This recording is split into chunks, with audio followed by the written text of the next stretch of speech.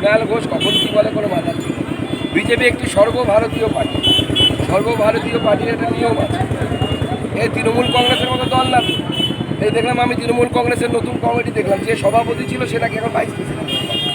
আমাদের পার্টি তো ওরকম হয় না, সভাপতি হলে সে আর ভাইস প্রেসিডেন্ট হতে পারে না, সে উপরে যাবে। তা আমাদের এরকম প্রত্যেকটা পদের একটা করে নিয়ম আছে, সেই নিয়মগুলো মেনে হয়। তো সর্বভারতীয় পার্টি, বিভিন্ন প্রান্তের লোকেদের নাম থাকবে। আমাদের এখানে যেহেতু পার্টি নতুন বেড়েছে, 14 সাল থেকে পার্টির ভোট বেড়েছে, স্বাভাবিকভাবে রাষ্ট্রীয় স্তরে নেতা কম। আগামী দিনে হবে, আমরা আছি কি করতে, সবে তো শুরু করেছি খেলা। আগামী দিনে বহু দূর রাষ্ট্রীয় স্তরে সব বিজেপির নেতাদের নাম পশ্চিমবঙ্গ থেকে নাম থাকবে। রবিবাসরীয় নির্বাচনী প্রচার সারলেন রাজ্য বিজেপির সভাপতি তথা বালুরঘাট লোকসভা কেন্দ্রের বিজেপির মনোনীত প্রার্থী সুকান্ত মজুমদার। এই দিন সকালে দক্ষিণ দিনাজপুর জেলার সদর শহর বালুরঘাট শহরের জোড়া ব্রিজ পাইকারি বাজারে নির্বাচনী প্রচার ও জনসংযোগ যাত্রা ও সাধারণ মানুষ ও পথ চলতি মানুষ সহ বাজারের দোকানদারদের সাথে সৌজন্য সাক্ষাৎ নির্বাচনী প্রচার করলেন রাজ্য বিজেপির সভাপতি তথা বালুরঘাট লোকসভা কেন্দ্রের বিজেপি প্রার্থী সংসদরত্ন সম্মানীয় ডক্টর সুকান্ত মজুমদার। বৃহত্তর কলকাতা যাকে বলে, অর্থাৎ উত্তর দমদম থেকে শুরু করে ব্যারাকপুর থেকে শুরু করে বিস্তীর্ণ এলাকায় কাউন্সিলররা স্কোয়ার ফিটে টাকা নেয় এবং অবৈধ নির্মাণের পারমিশন দেয়, এবং তার ফলে সেখানে বহুতল বাড়িগুলো এক একটি মরণ ফাঁদ, মরণের বহুতলে পরিণত হয়েছে।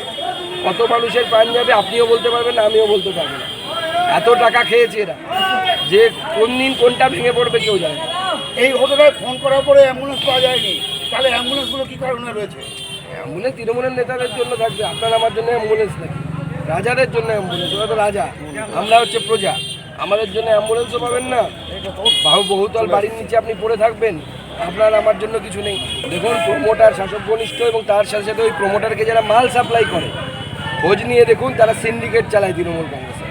আমাদের কাছে খবর আছে। তাহলে গার্ডেন রিচ ঘটনার পরে যে এই ঘটনা ঘটলো, হ্যাঁ, দায় কি পুরসভা নেবে? দায়ী তো জনগণের ঘাড়ে। মমতা বন্দ্যোপাধ্যায় কীভাবে দিল? মমতা বন্দ্যোপাধ্যায় বলবে যে এটা সিপিএমের আমলে হয়েছিল, তারপরে বলবে এটা কংগ্রেসের দোষ, কারণ মমতা বন্দ্যোপাধ্যায়ের জন্ম কংগ্রেস আমলে হয়েছিল। মমতা বন্দ্যোপাধ্যায় তো অন্যের ঘাড়ে দোষটা দিয়ে দেয়, নিজের ঘাড়ে কিচ্ছু নেবে না। ভোটে দাঁড়ানোর সময় বলেন যে 294টা সিটে আমিই প্রার্থী, আর চুরি করে যখন ধরা পড়ে কোনো বিধায়ক, তখন বলে না না ওটা ওর ব্যাপার, আমি জানি না। রবিবার সকালে জেলার সদর শহর বালুরঘাট জোড়া ব্রিজ পাইকারি বাজারে নির্বাচনী প্রচার ও জনসংযোগ নিয়ে সাংবাদিকদের মুখোমুখি হয়ে সুকান্ত মজুমদার জানান, মানুষ বুঝে গেছে তৃণমূল নামের এই ভাওতাবাজ দলটি শুধু গুন্ডামি মস্তানি ও দুর্নীতি করেই চলে। বাংলার মানুষ সহ দক্ষিণ দিনাজপুর জেলার মানুষ এর যোগ্য জবাব দেবে ভোট দিয়ে। রবিবার সকালে বালুরঘাট জোড়া ব্রিজ এলাকার সুকান্ত মজুমদার নির্বাচনী প্রচারে বিজেপির অন্যান্য কর্মী সমর্থকদের উপস্থিতি ছিল লক্ষণীয়। এর সঙ্গতটা খুব সুন্দর, কোমর দুলিয়ে নাচ করতে পারে, আমরা দেখেছি টিভিতে। ভালো, উনি নাচের সময় সুযোগ পেয়েছেন নাচ। এবার মানুষ মারা গেলে তো ওখানে গেলে লোকের পিঠের চামড়া তুলে নেবে, ভয়ে যাচ্ছেন না। ভোট মেয়র ফিরহাদ হাকিমের ওয়ার্ডে ভেঙে পড়লো তিনতলা বাড়ি।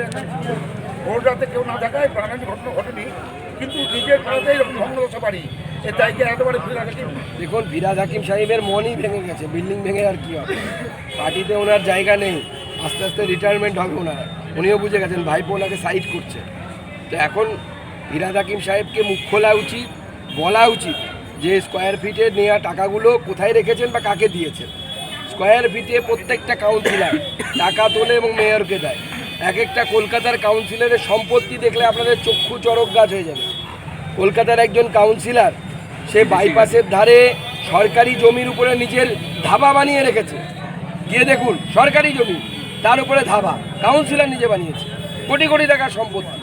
চেতলায় যে বাড়িটি ভেঙে পড়েছে সেটা খুব পুরনো, এরকম পুরনো বাড়ি কলকাতায় প্রচুর, তার দায়ভার কে নেবে এগুলো? দেখুন, উচিত কর্পোরেশনের এই সমস্ত পুরনো বাড়িগুলোকে ইঞ্জিনিয়ারিংয়ের টিম দিয়ে সার্ভে করানো, যেগুলো বিপজ্জনক সেগুলোকে বাড়ির মানুষের সাথে কথা বলে তাদেরকে ক্ষতিপূরণ দিয়ে অন্য জায়গায় স্থানান্তরিত করে এই বাড়িগুলো ভেঙে নতুন বিল্ডিং তৈরি করা।